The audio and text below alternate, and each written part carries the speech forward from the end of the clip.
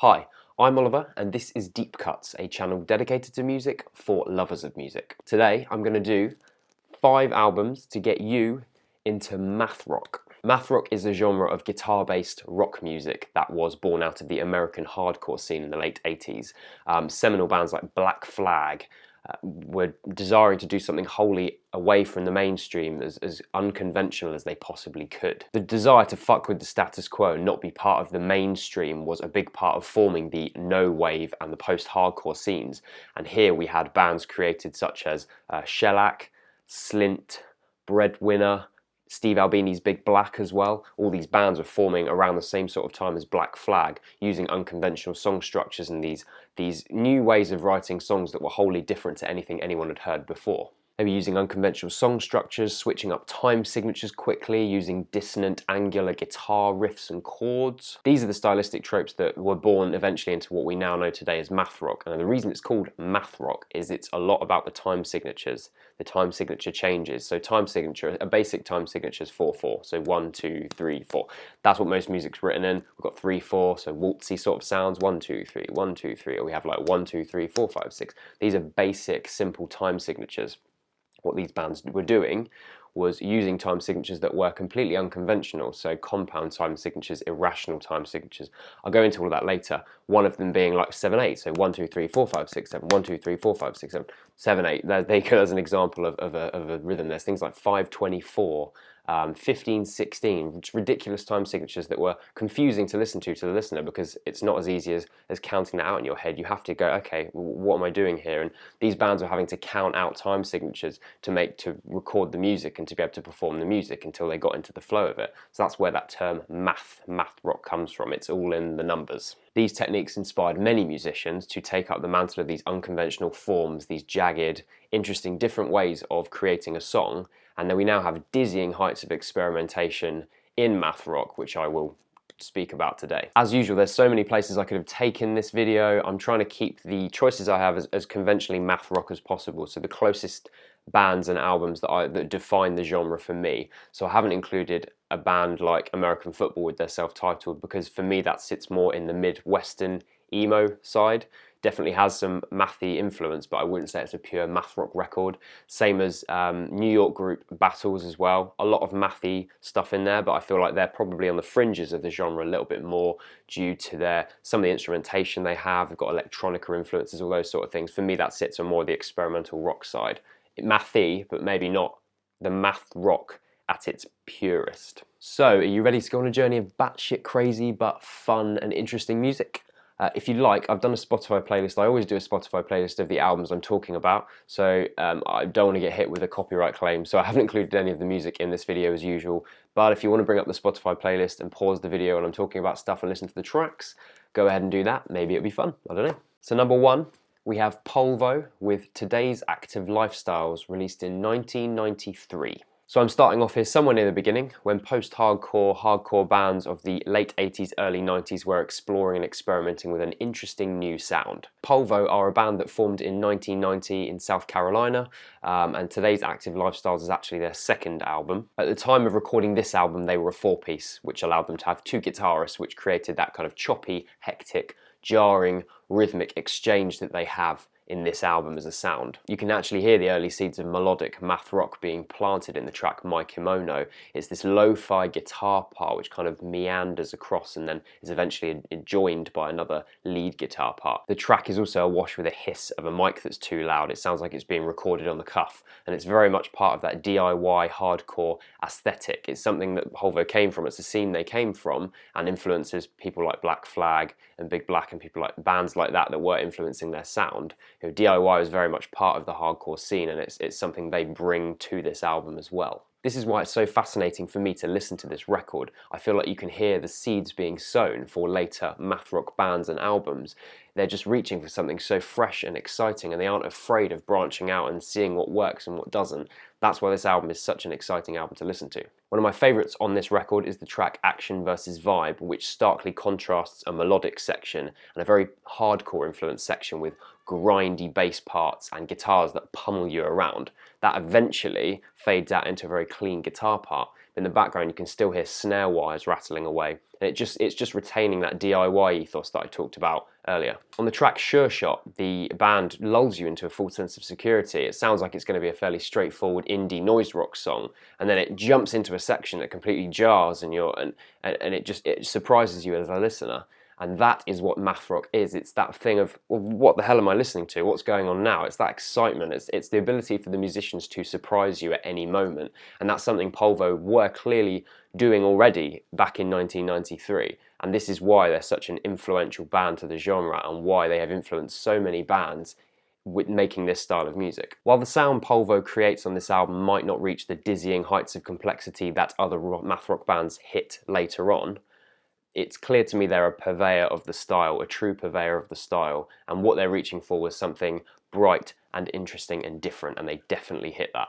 Number 2, we have Don Caballero with What Burns Never Returns, released in 1998. As a side note, do we call him Don Caballero? Do we call him Don Caballero? I'm assuming it's Caballero.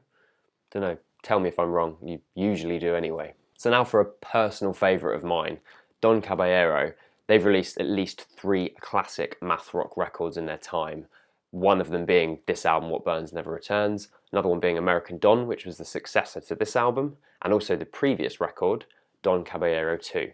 All 3 of them are classics, undeniably. The band originally formed with Damon Chi on drums, Pat Morris on bass, and Mike Banfield on guitar, but for this release, by this point, Ian Williamson had joined. He's another guitarist. He actually went on to eventually form the band Battles. Gone is the lo-fi aesthetic of Polvo and any conventional sense of songwriting or structure. This album is mind-melting. The previous album, Don Cab 2, was a lot more abrasive and dissonant than this release. By this time, they'd started to experiment with using much more clean guitar tones, maybe creating a different dynamic to the sound, a different kind of feeling when you listen to it.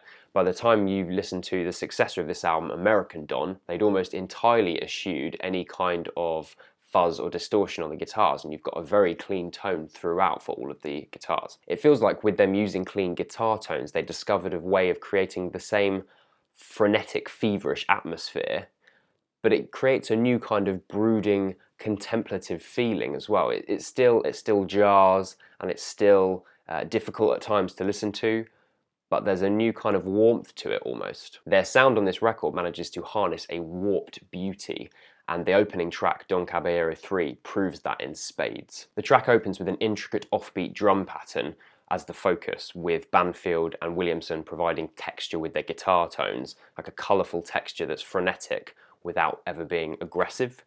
After 3 minutes of that building up, it gives way to this gorgeous melodic space that to the uninitiated sounds really out of the blue. That's what's so great about it. You have this real build-up where you're not really sure where the music's going, and then it just releases to that sound. Damon Chi clearly has a lot of fun with his drum parts. They're very intricate. He uses thunderous tom fills and uses the bell of the ride a lot, which sounds like this if you don't know. The track delivering the groceries at 138 beats per minute. Yes, that's the track name.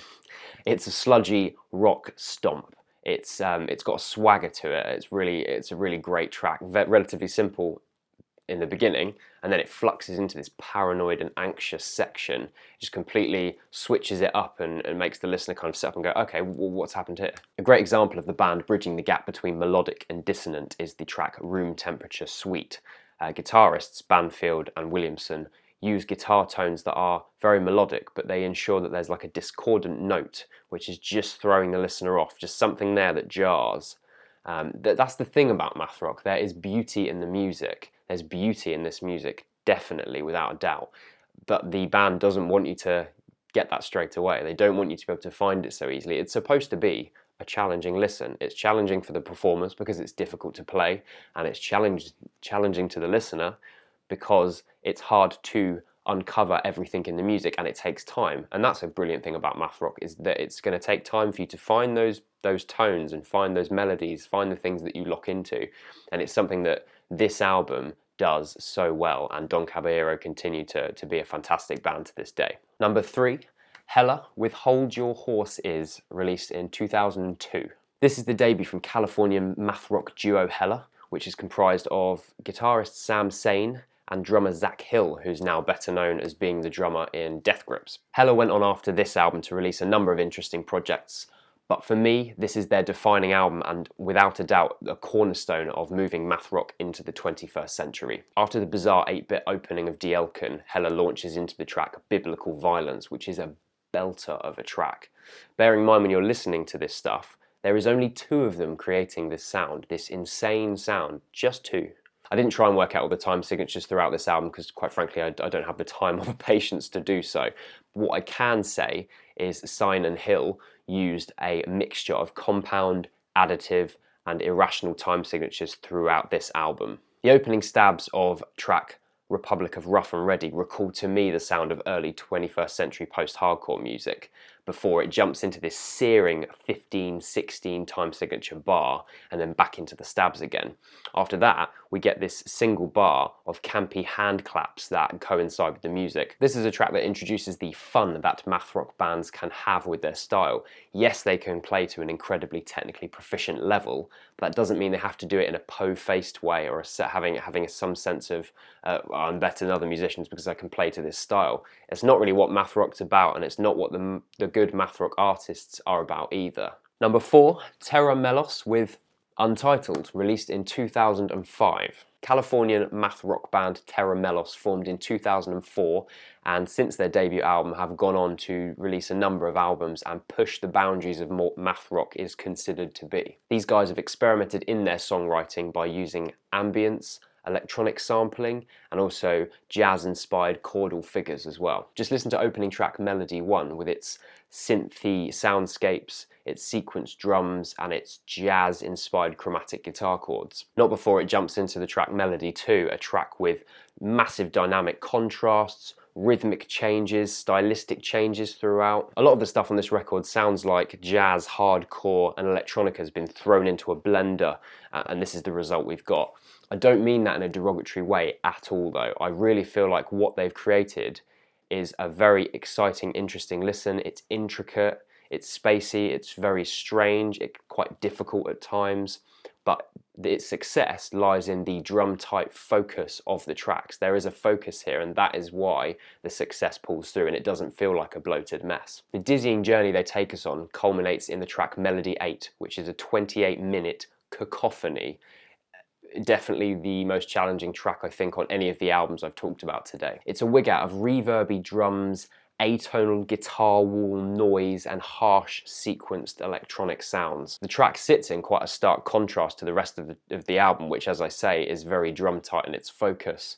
This sounds like a crazy jam that they decided to do at the end. Nevertheless, it does feel like a fitting end to a band that is very much pushing the boundaries of the sounds they're creating and trying to develop something unique and different. Number 5, we have Piglet with Lava Land, also released in 2005. Compared to the rest of the list, or to be honest, any band with any kind of moderate success, Piglet were around for just a second. They released this album in 2005 and then they disappeared. They actually did turn up later in 2013 with a Kickstarter campaign for their vinyl, which was successful. I think they've had 2 lots of their vinyl created for people to buy. That's how successful and how influential and how loved this band has become just on this tiny release they did. This is a clean, melodious, yet snaking and twisting album, as you'd expect from a math rock album. The difference is all of the tracks have an emotional resonance.